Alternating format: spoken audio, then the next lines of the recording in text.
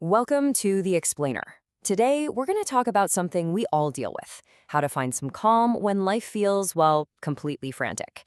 We're going to dive into the science and the actual practice of mindfulness, which is an amazing tool for navigating the stress of our modern world. I mean, you know this feeling, right? You feel down, and so you try to logic your way out of it, or you analyze everything that's wrong, or you just try to force yourself to be happy. But what usually happens? This whole internal wrestling match just leaves you feeling exhausted and even more stuck than when you started. This metaphor from the source material we're digging into today absolutely nails it. Our first instinct when we feel bad is to fight, to struggle. But that struggle is the very thing that pulls us down deeper into the muck. We get trapped in this loop of, why can't I just snap out of it? And that just makes us sink faster. So what is at the root of all the struggle? Why does our own mind trap us this way?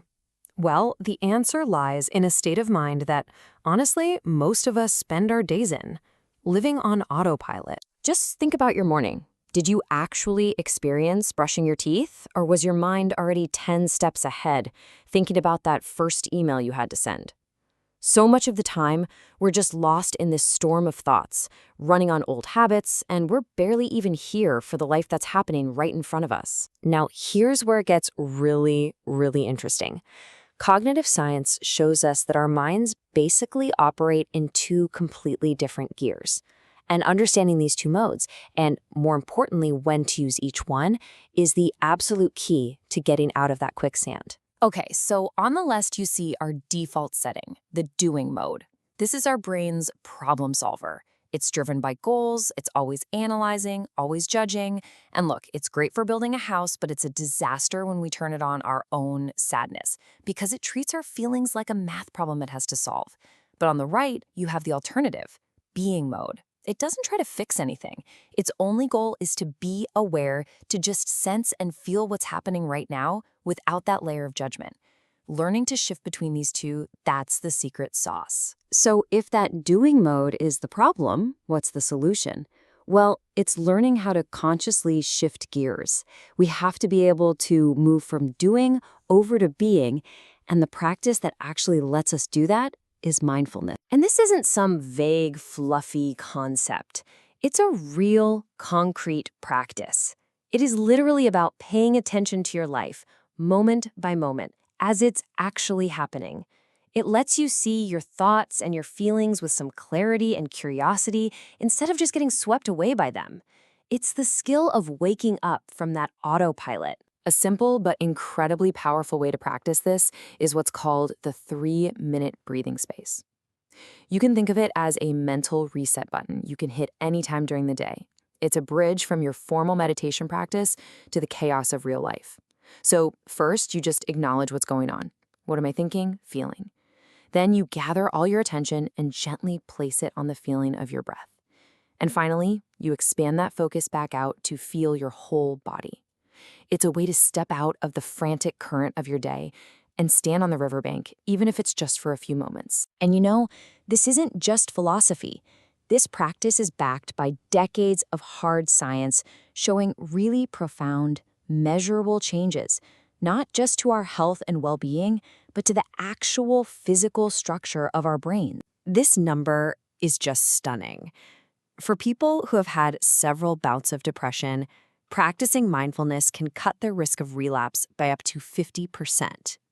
Clinical trials showed this is just as effective as taking antidepressant medication, but you get to skip the side effects.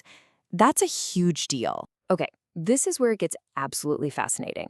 Brain scans show that when people meditate regularly, their brains physically change. Mindfulness actually strengthens and thickens the parts of the brain that are linked with positive stuff like happiness, empathy, and self-awareness, especially in an area called the insula. You are literally rewiring your brain for more resilience and well-being, and the benefits are totally holistic. They impact your mind and your body together. As you can see here, it isn't just about feeling better. Mindfulness leads to real, measurable stress reduction, a stronger immune system so you can fight off colds and flu, and even more mental horsepower, better memory, quicker reactions. It's a full system upgrade. So we have the practice, we've got the science, but what does this actually mean for your one precious life? How does this shift in perspective really change things, day to day? This quote just says it all, doesn't it? Mindfulness isn't about escaping your life or finding some magic wand to make all your problems disappear.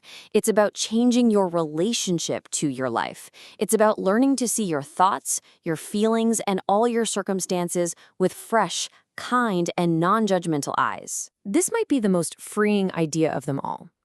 You know when you're stuck in a bad mood and a thought like, I'm a failure, pops into your head? It feels like an absolute truth, like it's carved in stone. Mindfulness teaches you to see it for what it is, just a thought, a little electrical storm in your brain. It is not a fact, and it definitely isn't the whole story of who you are. Just that simple shift in perspective creates enough space to break free. Just think about that for a second. We're hammered with over 50,000 thoughts every single day. That's a lot of internal chatter. But what if you didn't have to be a slave to all that noise? What if you could actually choose which thoughts you listen to and which ones you just let drift by like clouds in the sky? That's the freedom mindfulness offers you, the ability to find your peace right here in the middle of this frantic but beautiful life.